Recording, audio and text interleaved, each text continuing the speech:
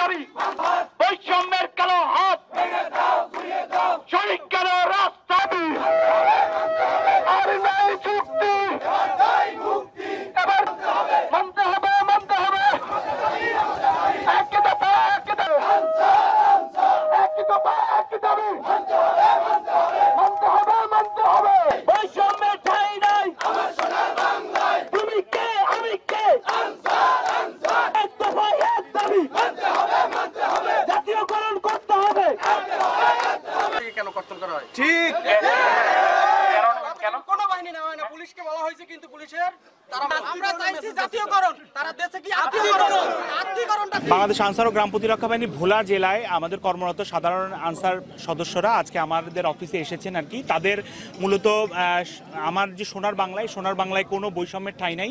আমাদের আনসার বাহিনী, আমাদের সাধারণ আনসার বাহিনীটা প্রতিষ্ঠিত হয়েছে 1948 সালে। এরপর থেকে তারা বিভিন্ন ধরনের বৈষম্যের শিকার হচ্ছে আর কি। তো আমার যেহেতু সোনার বাংলায় বৈষম্যের কোনো ঠাঁই নাই, এই জন্য আমাদের সাধারণ আনসারদের দাবি হচ্ছে একটাই, জাতীয়করণ।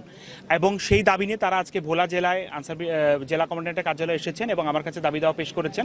আমি এই দাবিটা আমাদের যে ঊর্ধ্বতন কর্তৃপক্ষ আছে সেই ঊর্ধ্বতন কর্তৃপক্ষের মাধ্যমে চিঠি আকারে আমি প্রেরণ করব এবং সাথে সাথে আমি ওভার ফোনেও কথা বলবো আর কি, যে আমাদের এই দাবিটা, আমাদের সাধারণ আনসার সদস্যরা কর্মবিরতি করেছে, তারা তাদের দাবি একমাত্র জাতীয়করণের দাবি, এই দাবিটা যত দ্রুত সম্ভব পূরণ করে তাদেরকে তাদের নিজ কর্মক্ষেত্রে সুন্দরভাবে যারা তাদের দায়িত্ব পালন করতে পারে, দেশের কাজে দায়িত্ব পালন করতে পারে, সেক্ষেত্রে আমরা এই করবো।